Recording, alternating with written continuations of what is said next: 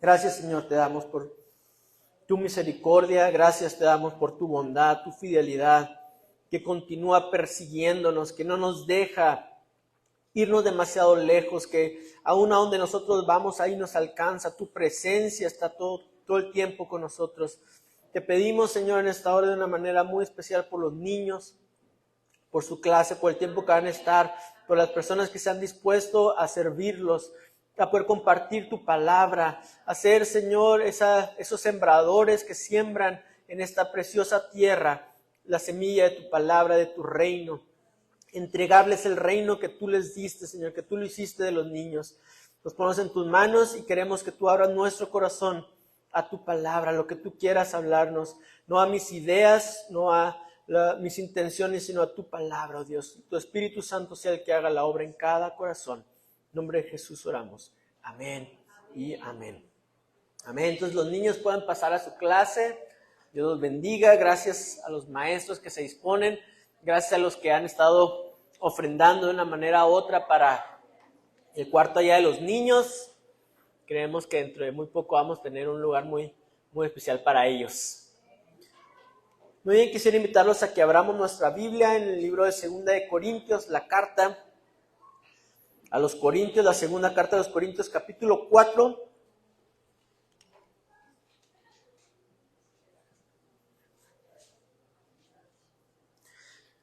Capítulo 4, versículo 7, y vamos a leer del 7 hasta donde termina este capítulo. O sea, hasta el 18. Cuando lo tengan me dice amén.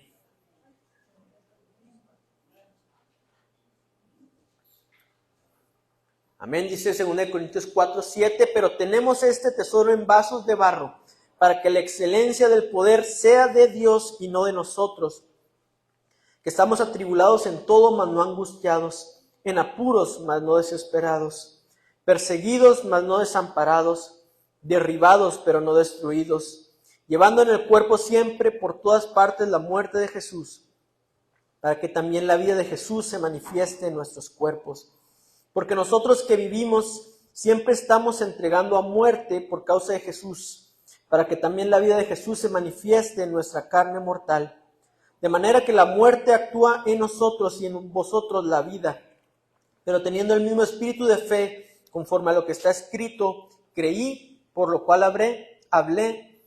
Nosotros también creemos, por lo cual también hablamos, sabiendo que el que resucitó al Señor Jesús, a nosotros también nos resucitará con Jesús y nos presentará juntamente con vosotros.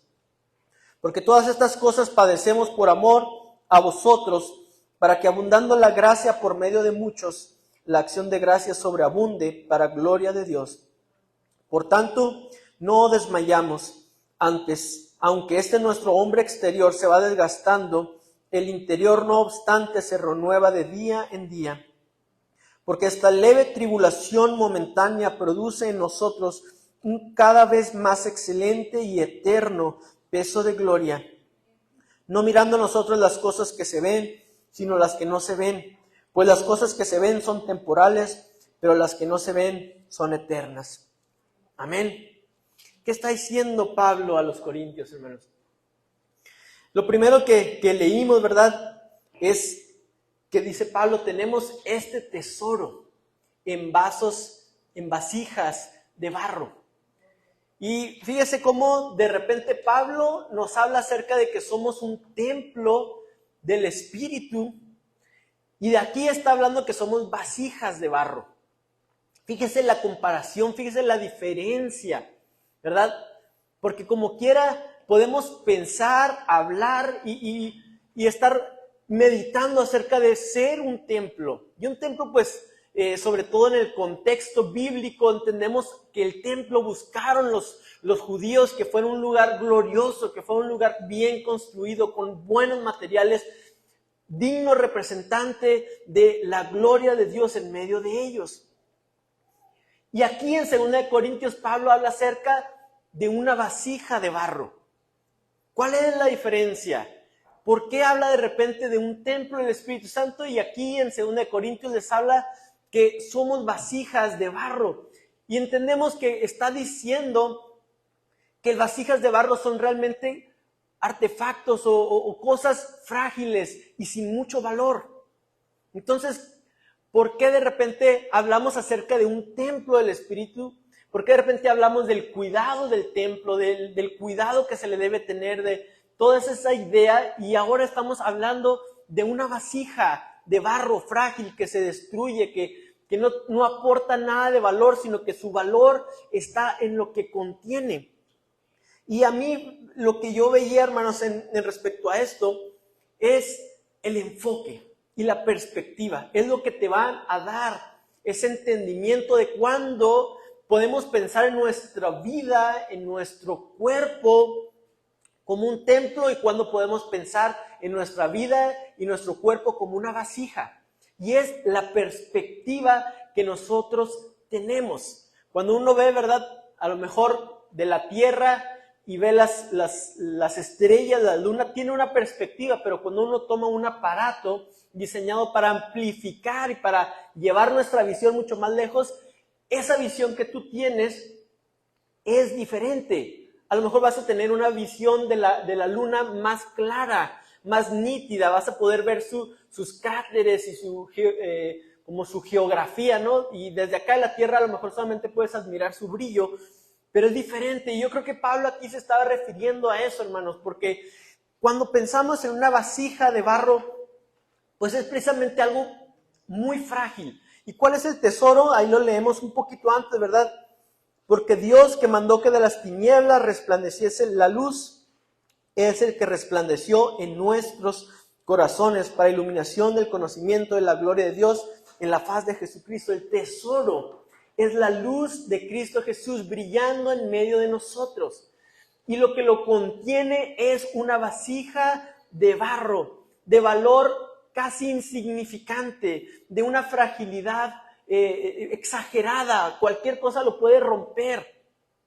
Y Pablo estaba aquí diciendo esto, hermanos, y la verdad que la perspectiva que debemos tener es una perspectiva de distancia para poder entender cuándo hablamos acerca de un templo, de nuestro cuerpo como un templo, y cuándo como una vasija. Y en muchas ocasiones y en muchos mensajes, y usted va a escuchar muchos mensajes desde este púlpito hablando de la perspectiva de cuando queremos pensar en nuestro cuerpo y nuestra vida como un templo y cuidarlo, y mandatos y leyes que hay en la palabra de Dios para ayudarnos a que ese templo esté glorioso, esté presentable, para que la gloria de Cristo Jesús habite en él. Y hay muchos mensajes que nos hablan acerca del cuidado que debemos tener acerca del templo y de nuestro cuerpo, ¿verdad? No solamente lo que muchas veces se entiende de tatuajes y cosas así. Toda nuestra vida, todas nuestras relaciones, toda nuestra paz emocional, la paz que podemos tener en nosotros mismos, hablan acerca de un templo, de la preparación del templo para la gloria de Dios. Pablo fue un hombre que vivió su vida entregado a Cristo y le dio un reconocimiento enorme. Él pudo cumplir el propósito de Dios para su vida. Él transformó el mundo en el que vivía. Pudo alcanzar a muchísima gente. Yo creo que él tenía claro esta parte de cuidar el templo, de tener entendimiento del propósito que Dios tenía para su vida y cuidarlo y caminar en ello. Y entonces vamos a escuchar yo quiero compartir mucho y vamos a escuchar mucho acerca de cosas que podemos hacer nosotros para cuidar el templo y para ser un digno representante y contenedor de la gloria de Dios. Pero cuando tú te alejas un poquito más, entonces obtienes una visión diferente. Y eso es de lo que hemos estado hablando en estas semanas, porque hemos estado hablando acerca de una esperanza gloriosa, una esperanza que va más allá incluso de esta vida y de este plano terrenal. Es algo que no siempre se habla en la iglesia y yo siento que cada vez menos y menos es un tema en el cristiano actual.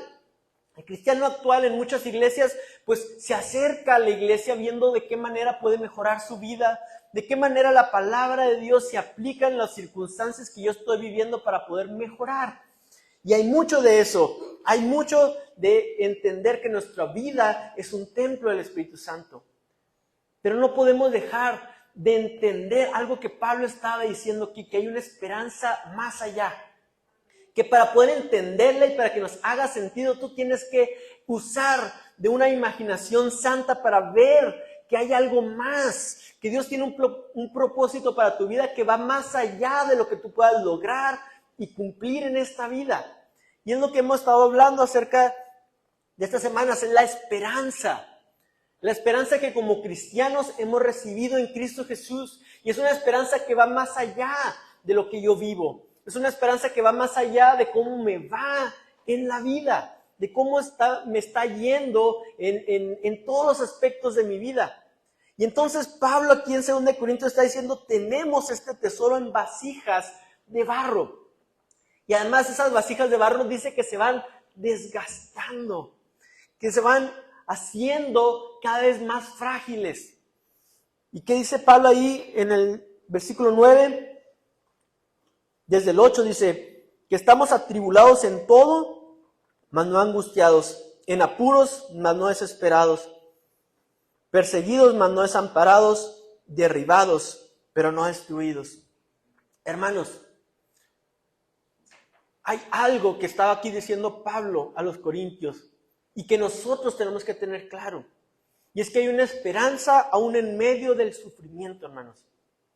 Por más que tú puedas enfocar tu vida en servir a Dios, en creer a su palabra, en poner en práctica sus preceptos y sus obras, es inevitable un sufrimiento.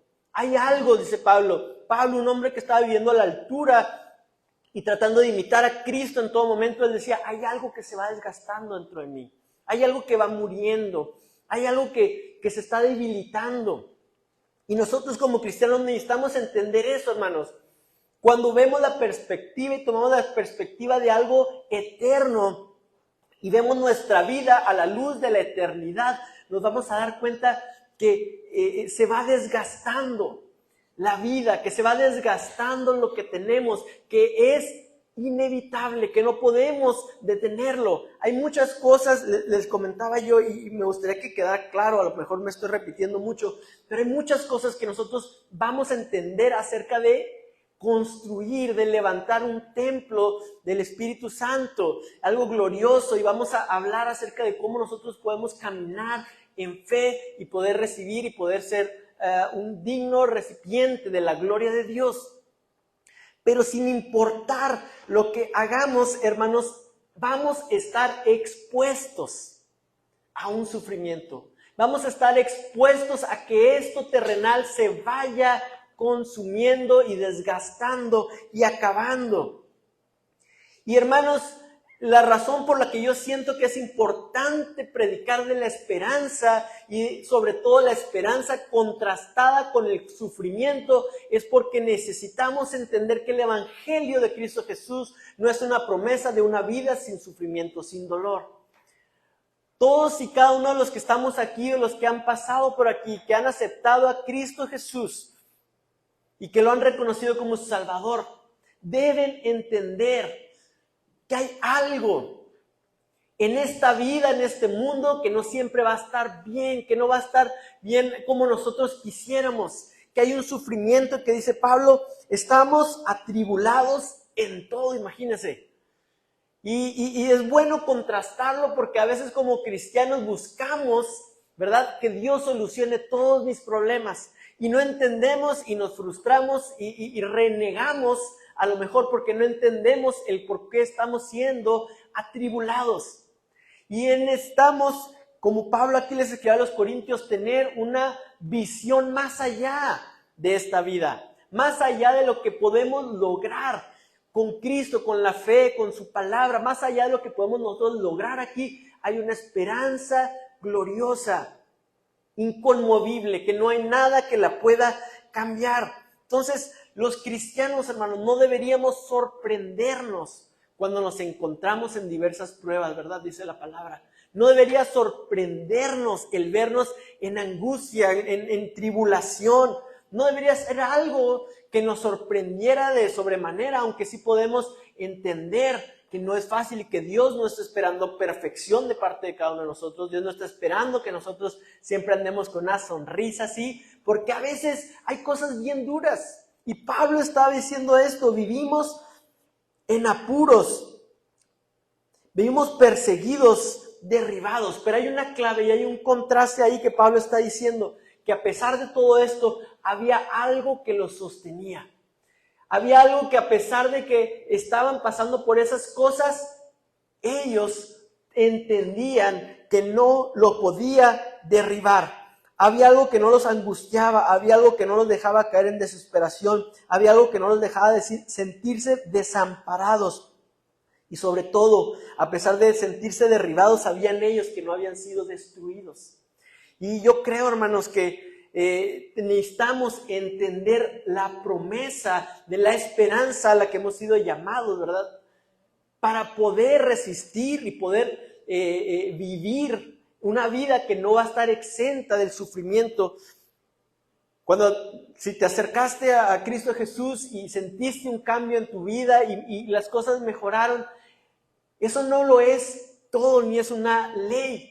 Pablo dice ahí que por medio del sufrimiento, ¿verdad?, se va creando en nosotros un eterno peso de gloria.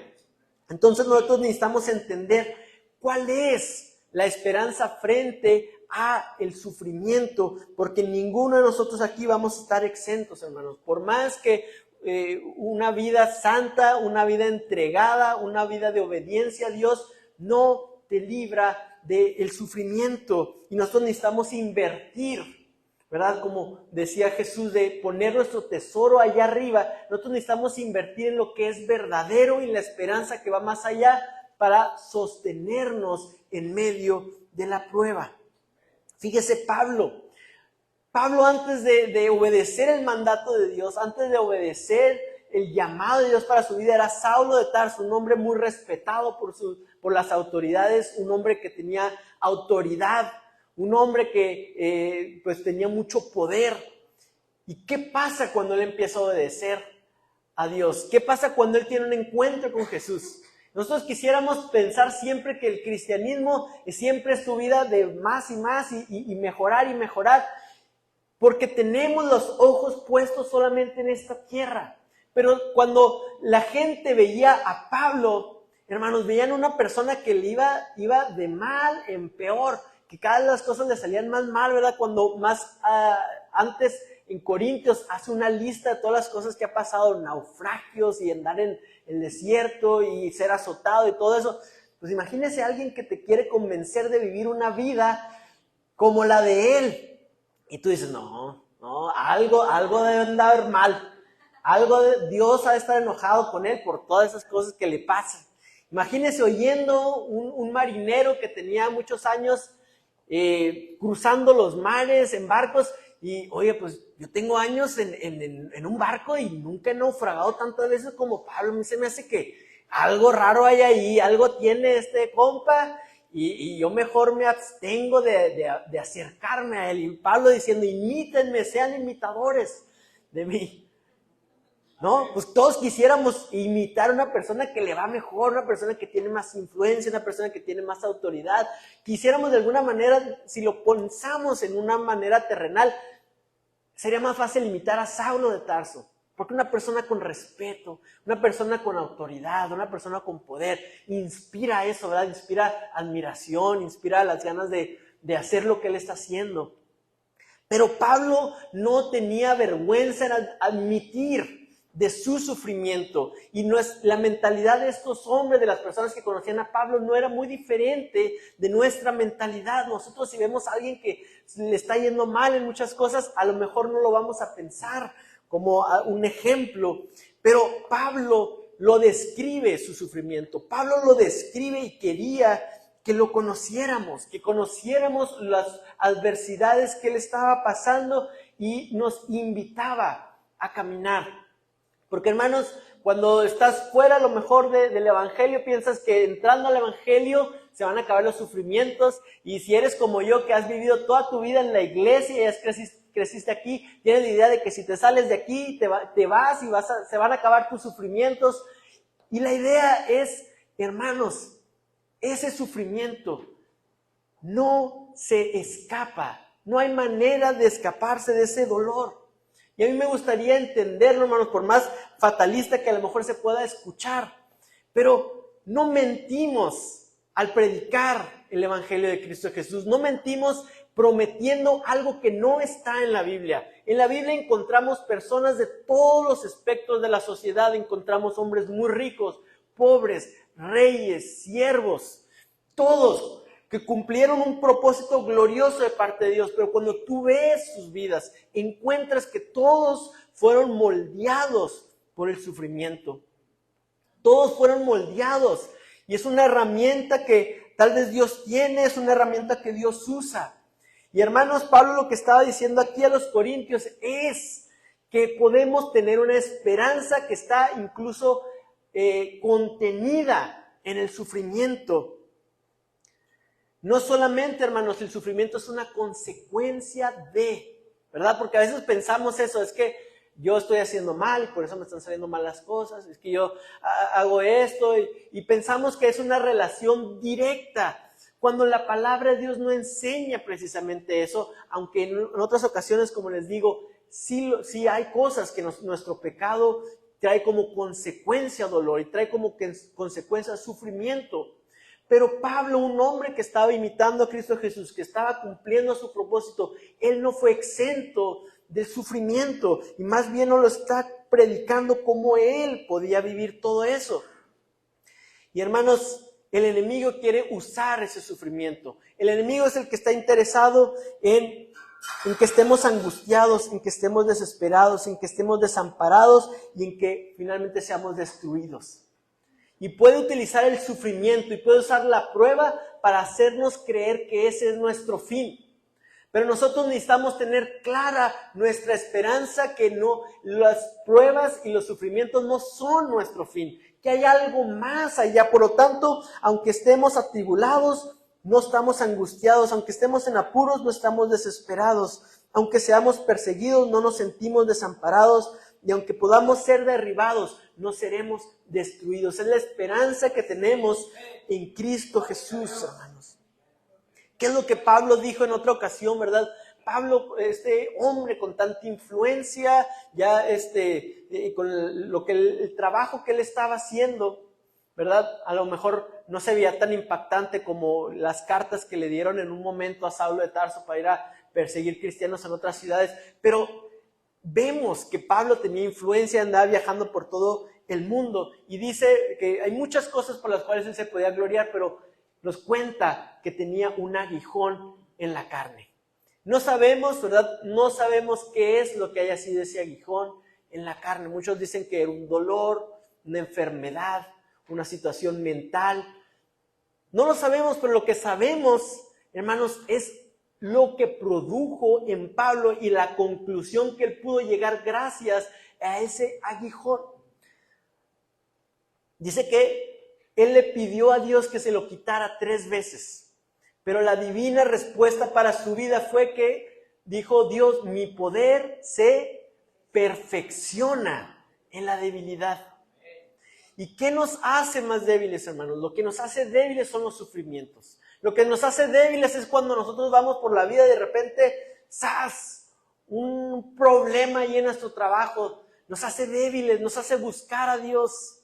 La debilidad se amplía cuando nosotros estamos viviendo la vida y buscando esto, y a lo mejor estamos ahorrando y de repente chocamos y todo lo que veníamos ahorrando ahora se va en un choque o en una enfermedad.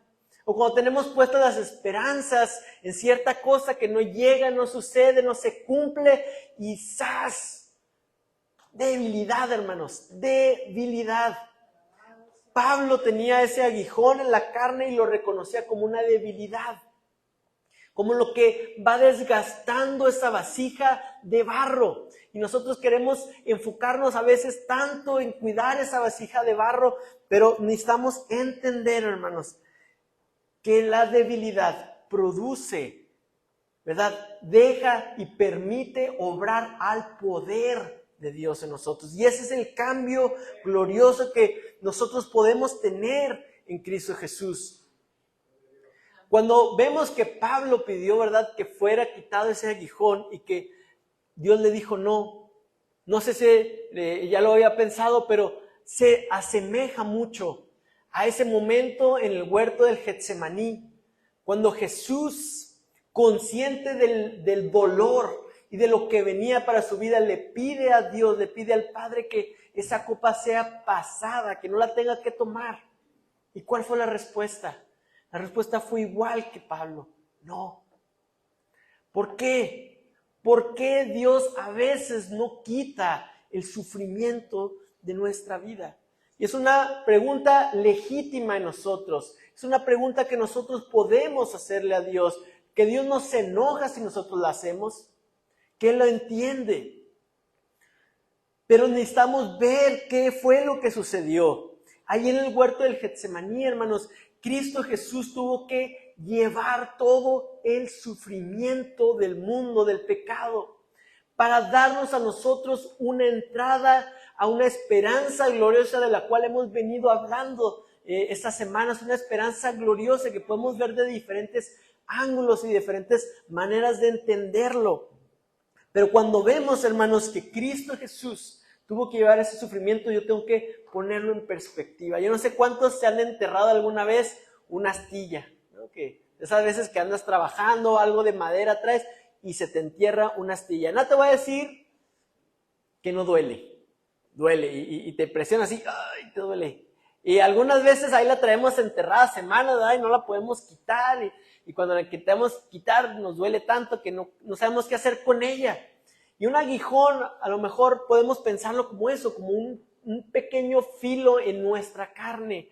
Y es lo que dice Pablo: yo tengo ese aguijón en la carne que me debilita, que me trae abajo, que no me deja gloriarme, que no me permite a lo mejor caminar derecho, que no puedo mantener mi cabeza hacia arriba en esa actitud desafiante, ¿verdad? Es un aguijón que está constantemente en mi carne, como una astilla, como una espina. Para los que se han enterrado alguna vez una espina, dice Pablo que él la tenía, que la llevaba en su carne. Pero si yo le diera a usted a escoger entre una astilla y un clavo en la mano, creo que no necesitamos pensarlo mucho, ¿verdad? Es preferible una astilla, es más tolerable una astilla que un clavo. Y Cristo Jesús fue aquel que llevó el clavo. Cristo Jesús fue aquel que fue traspasado con una lanza. Y ahora nosotros podemos entender que nuestro sufrimiento, nuestra pequeña astilla en el dedo, hermanos, no se compara con el clavo en sus manos. Y por cuanto Él llevó ese clavo en sus manos por mí, yo puedo llevar esta astilla en mi carne, ¿verdad? Y dice que lo que se siembra en debilidad resucitará en poder. Cristo Jesús entregó toda su fuerza, entregó su vida al Padre que lo podía levantar, y efectivamente, así como había profetizado, ¿verdad? Al tercer día se levantó con poder.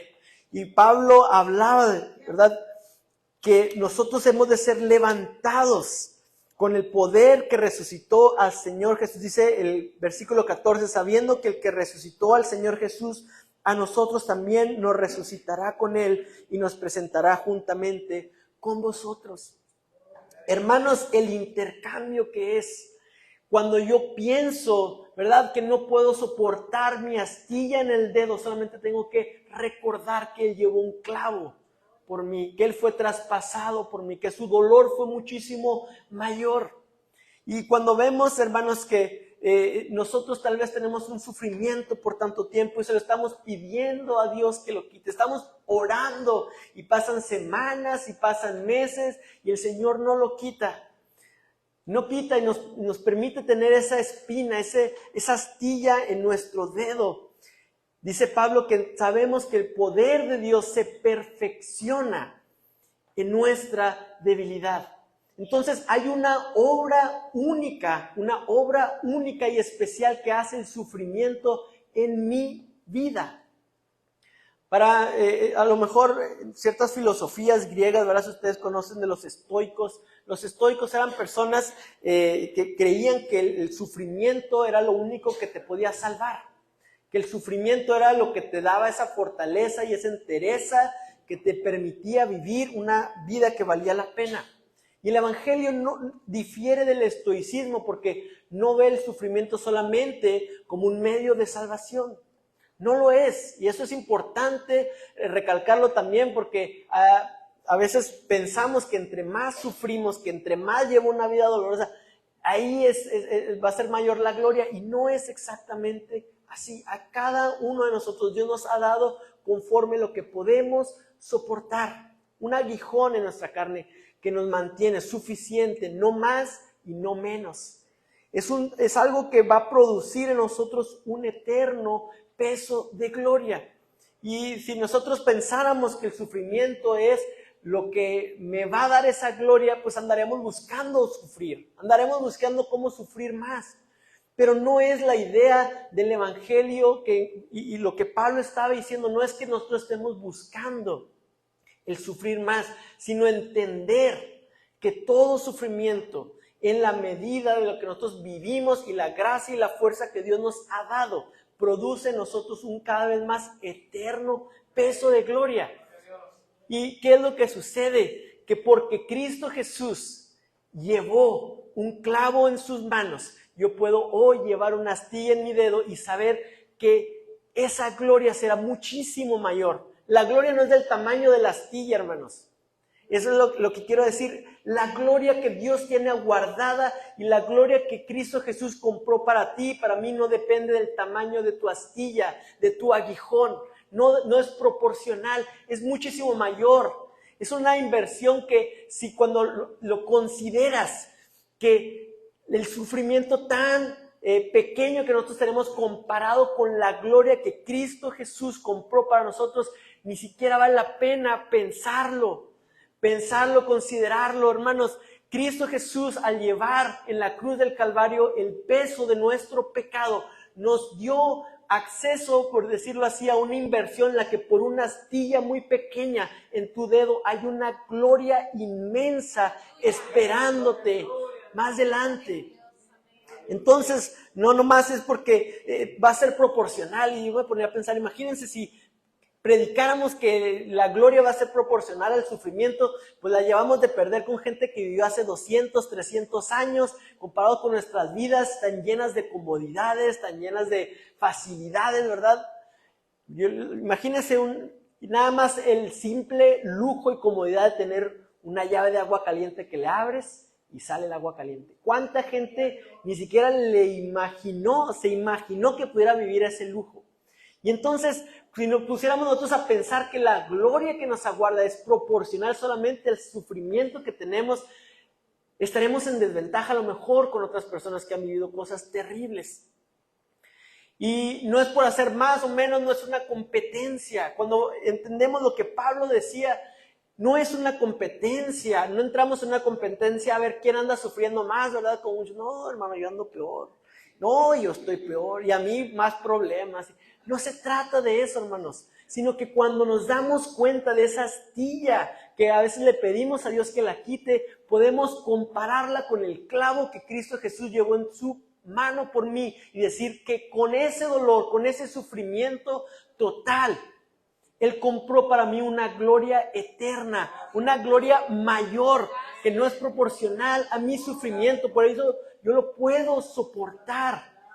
Y aún de soportarlo, entender que eso produce en mí un eterno peso de gloria, pero desmedido, o sea, no es proporcional, no es, ahora estoy sufriendo más, que bueno.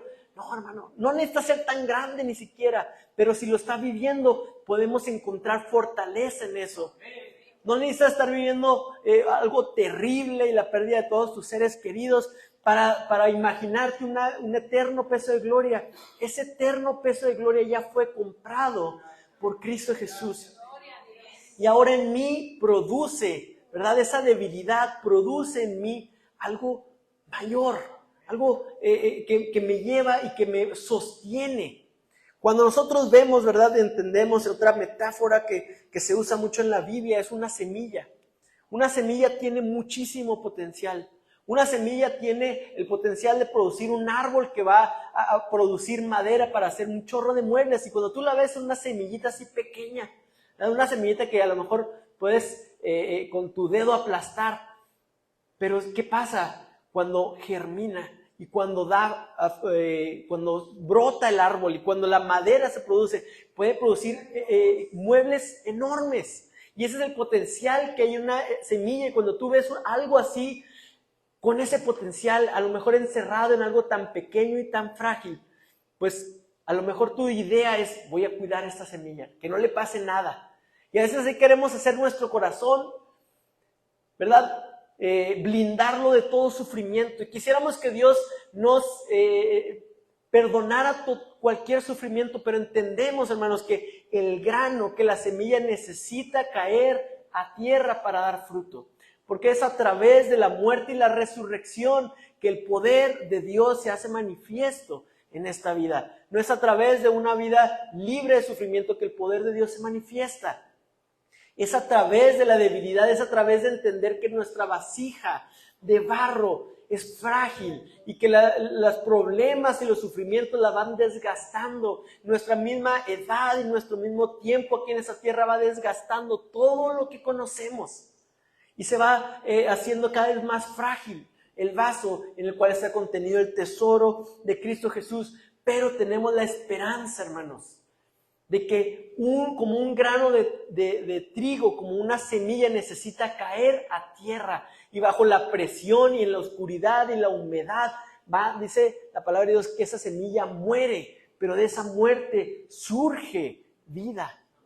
Y esa es la esperanza que nosotros tenemos, hermanos. Si nosotros no creyéramos en Cristo Jesús, si nosotros pensáramos que esta vida es todo lo que hay, si yo solamente me quisiera enfocar en esto externo, en mi cuerpo, en mis relaciones, en mi dinero, en mi trabajo, en mi éxito, en mi carisma, en lo que la demás gente piensa de mí, y dijera, y acabándose eso ya no hay nada más, pues podríamos fácilmente caer en una depresión, podríamos fácilmente caer en el engaño del enemigo, que a lo mejor no vale la pena nada de lo que sucede aquí. Pero cuando entendemos que hay una gloria y que hay una esperanza más allá de esta vida, entonces está el sufrimiento más grave que nosotros podamos vivir, toma sentido. Toma entender, hermanos, que Dios redime nuestro dolor, nuestro sufrimiento, que Él lo va a usar para glorificarse, para obrar su poder en nosotros por medio, ¿verdad? Por medio de nuestro sufrimiento, de nuestro dolor, de nuestra enfermedad, aún de eso, y las cosas que nosotros estamos pidiendo a Dios que quite y no quita, y que las deje en nuestra vida, aún en medio de eso, Dios se perfecciona. Su poder se hace más latente, su poder se hace más presente en nosotros a través de nuestra debilidad. Esa es la esperanza que tenemos, hermanos, cuando nos vemos, como decía Pablo, afligidos, atribulados, cuando nos vemos incluso derribados, pero esa esperanza no nos dejará estar destruidos, derribados, mas no destruidos, sino entendiendo que cada sufrimiento produce en nosotros este mayor y eterno. Esto es pasajero, hermanos. Una astilla en el dedo es un dolor pasajero. Y cualquier sufrimiento que nosotros, que usted o yo o cualquier persona que conozcamos pueda sufrir en esta vida es pasajero y no se compara con la gloria que viene después. Y esa es la esperanza gloriosa que nosotros tenemos en Cristo Jesús acerca del sufrimiento, y entre más nosotros podemos entenderlo, entre más nosotros podemos ver ese clavo en las manos de nuestro Salvador, podemos soportar la astilla en nuestro dedo. Amén, pongámonos de pie.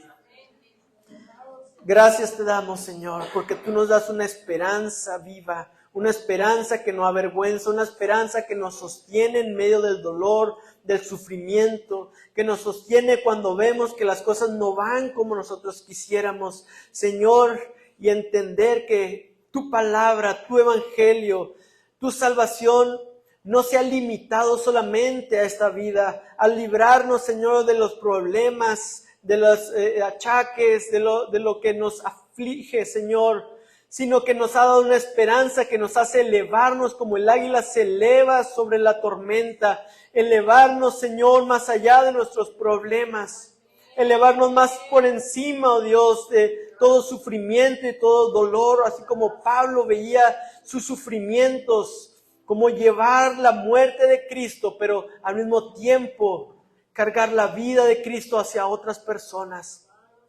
Gracias te damos, oh Dios. Queremos en esta hora declarar que tú eres nuestra esperanza. Queremos decir que tú eres mi roca firme. Gracias, Señor.